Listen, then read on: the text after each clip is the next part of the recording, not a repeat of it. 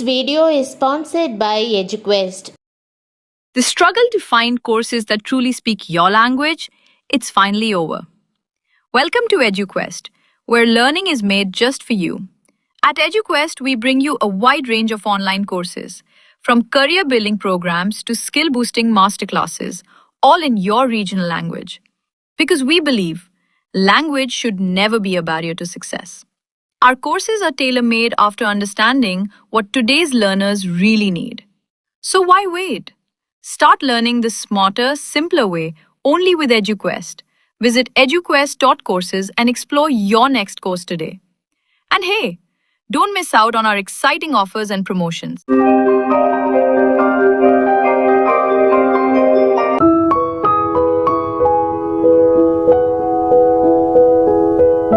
பிரியமானவர்களே, தைரியமா இருங்கள்.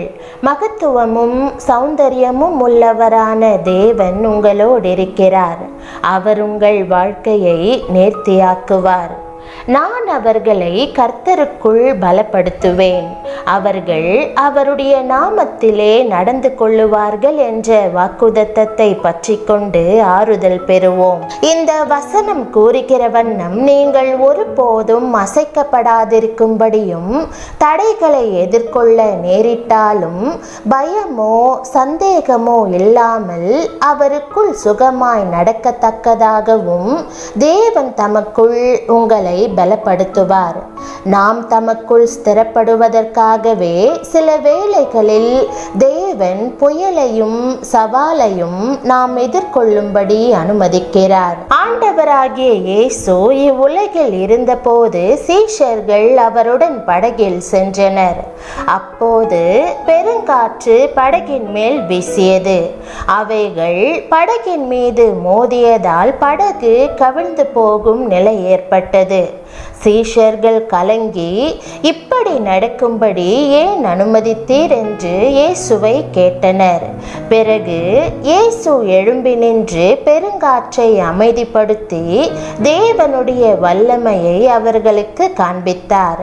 அவர்கள் ஆச்சரியப்பட்டு, நீரே மெய்யான ஆண்டவர் என்று அவரை பணிந்து கொண்டார்கள். தாம் நமக்கு யாராக இருக்கிறார் என்பதை காண்பிக்கும்படி நம்முடைய வாழ்க்கையில் புயல்கள் வீசும்படி தேவன் அனுமதிக்கிறார். அவர் எல்லா புயலையும் அமைதிப்படுத்தி நம்மை விடுவிக்கும்படி அற்புதங்களை செய்கிறார். அவருக்குள் நம்மை பலப்படுத்தும்படியே இப்படிப்பட்ட இக்கட்டான அனுபவங்கள் நேரிடுகின்றன. தேவ வல்லமையை நாம் அறிந்து கொண்டு ஒருபோதும் பயப்படாதிருக்கும்படி அவர் இப்படிப்பட்ட கடினமான சூழ்நிலைகள் வழியாக நம்மை நடத்தி செல்கிறார். ஆண்டவருடைய நாமத்தில் நாம் பாதுகாப்பாய் நடப்போம்.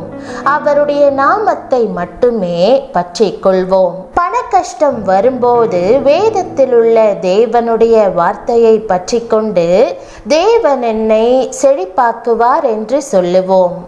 வியாதி நம்மை வருத்தும் போது ஆண்டவர் எனக்கு ஆரோக்கியத்தை திரும்ப பண்ணி அவரது வசனத்தினால் என்னை குணமாக்குவார் என்று கூறுவோம்.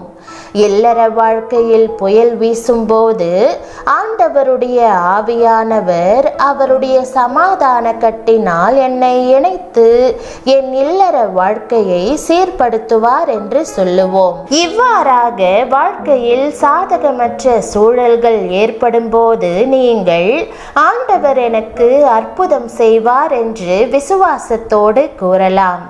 இவ்வாறு நீங்கள் ஆண்டவருக்குள் நம்பிக்கையாய் இருக்கும்போது அவர் உங்களை தமக்குள் பலப்படுத்துவார். ஆகவே அவருடைய நாமத்தை பற்றி கொண்டு முன்னேறி செல்லுங்கள். இந்த வசனத்திற்கு உங்கள் இருதயத்தை திறந்து பரலோகத்திலிருந்து தெய்வீக பலனை பெற்றுக் கொள்ளுங்கள். ஜெபம். ஆண்டவரே, உமக்குள் திடமாய் நிற்கும்படியான கிருபையை எனக்கு தருவதற்காக உம்மை ஸ்தோத்தரிக்கிறேன். ஆண்டவரே, நீரே ஆசானாக எனக்கு உம்முடைய வழியை காட்டும். என் வாழ்வில் அற்புதங்களை செய்யும். ஆண்டவரே, உம்முடைய வல்லமையை நான் கண்டு உம்முடைய அதிசயங்களை அனுபவித்து நீர் யார் என்பதை அறிந்து கொள்ளும்படி செய்யும்.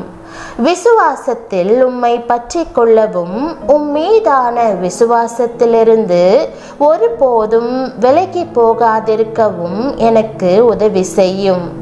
எந்த புயலாயிருந்தாலும் அதன் வழியாக நீர் என்னை சுமந்து செல்வீர் என்பதை அறிந்து கொள்வதால் எல்லா புத்திக்கும் மேலான உம்முடைய சமாதானம் என் இருதயத்தை ஆண்டு கொள்ளட்டும்.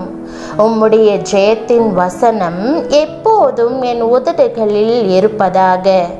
எல்லா சந்தேகத்தையும் பயத்தையும் என்னை விட்டு அகற்றி என் இருதயம் எப்போதும் உமக்குள் துணிவு மிக்கதாக, தைரியமானதாக, திடமனதாக இருக்க அருள் புரியும்படி இயேசுவின் நாமத்தில் ஜெபிக்கிறேன் நல்ல பிதாவே. ஆமேன்.